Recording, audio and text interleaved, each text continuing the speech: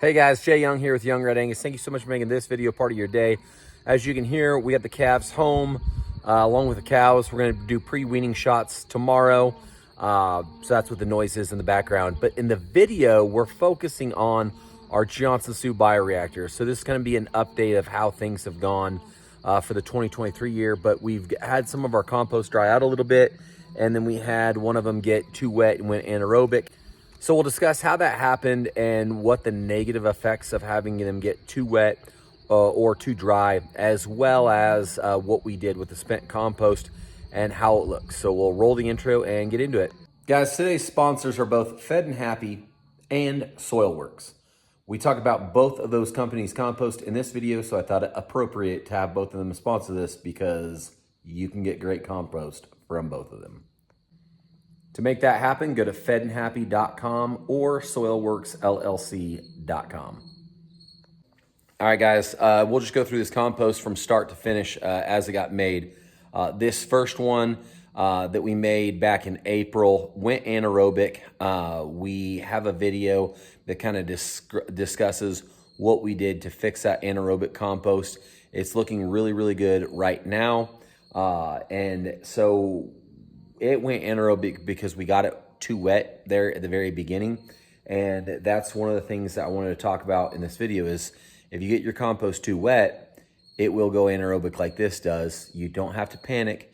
You just need to simply flip it. It's going to understand it's going to become a bacteria dominant bacteria dominant compost because of the way it was developed. But it's still good compost. When we raised the first year of raising 200 bushel corn without applying nitrogen or phosphorus, just Johnson Sioux, it was compost that had gone anaerobic. So do not worry about it going anaerobic. Just flip it, do what you can to dry it out, or to get air to it, and then it should be good as long as you keep the moisture on it. All right, so these next two bioreactors are the ones I'm the most excited about. Everything went well. Got the right amount of water to them. They've broken down really consistently, and they look like good compost right now. Okay, the next three are the ones I'm the most nervous about. We had, they're just not breaking down the way they should, and you can see these separation spots in the compost where it kind of dried out in there and the compost is separated. You don't ever want to see that. And also there's kind of a time frame where you're going to be seeing them. If you're doing the triple stack method like we are, you should be down to this last layer. So like right here on this one, we're down to the last layer. This one right here is still up to the top. So there's a lot of dry compost in there that is going to break down properly. This happened because as we were watering them, I was a little concerned with the fact that this one right here in front of me went anaerobic. We had to fix it. And so I kind of backed the water off, and for this one, it dried out. And so there's a fine line there. And also, I'm training high schoolers on how to maintain these. And so, there was times in there where they probably weren't getting it wet enough, and I needed to do a better job of coaching them. So that's kind of on me. And, I think these other two are going to be okay of the next three we made. But time will tell. There are spots that have me a little concerned. I'll show you those right now. These are the gaps I'm talking about where stuff's separated. I can put my hand clear down in there. That's problematic. There's a crack right in there on that one. So as this breaks down, some of this will end up breaking down. And there's another crack right there where this just completely separated.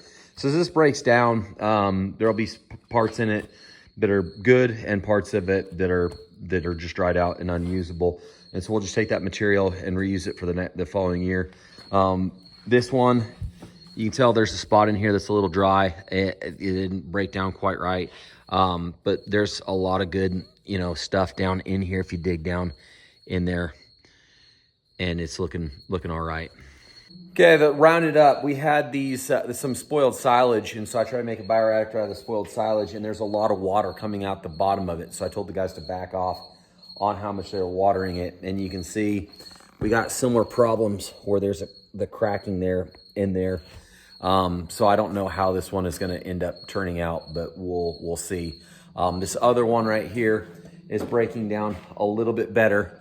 and looks a little bit more promising, but I'm not counting on these ending up being good compost, but time will tell.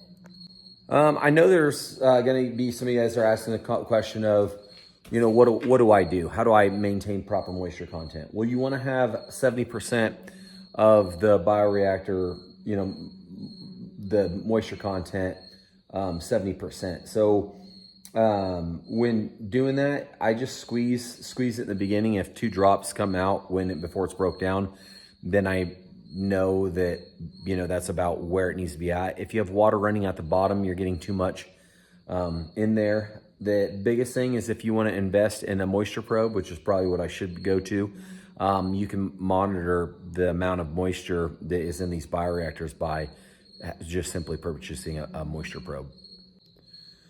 The lighting, the sun's going down, the lighting's getting poor in the shed, so I'm gonna wrap this video up. As we were doing making our compost in the spring, we started saving all of our Johnson Sioux. So when I would make a batch, I would make 1,000 gallons a shot. And so I would make 500 gallons out of Johnson Sioux, and then I would make a mix of Fed and Happy and Bio 5 and make 500 gallons of that. And so I would save the spent compost from the Johnson Sioux and we put it in 2 bins. I like the way this is breaking down. I think it looks really, really good. And we're gonna use some of this to treat our wheat seed here in a couple of days for wheat drilling. And then we'll also mix the Fed and Happy and the Bio 5 on there and get a good blend on our wheat when we're treating it. So on the Johnson Sioux, we would just put it back into those smaller totes. The Bio 5 and the Fed and Happy, we would mix them with corn stalks, and then we would put them in bins mixed up with the corn stalks. So on the spent Bio 5 and Fed and Happy, I don't know what I'm gonna do with that yet, but I don't know, we'll just see how the worms break it down and how much those corn stalks get dissolved over the next year. And I might, you know, put it, you know, in problem areas, or I might, you know, make an extract of it and see how it looks. Time will tell, and make a decision next spring. I hope this was beneficial for you and kind of showed you how the Johnson Sioux's coming along and how the stuff that was anaerobic ended up going. I'll make sure I'll leave in the show notes a link for the videos that have talked about some of the stuff we've done earlier this year. I hope you enjoyed today's video. If you have an idea for a future video, leave it in the comments below, and we'll see you next week. This is Jay Young signing out.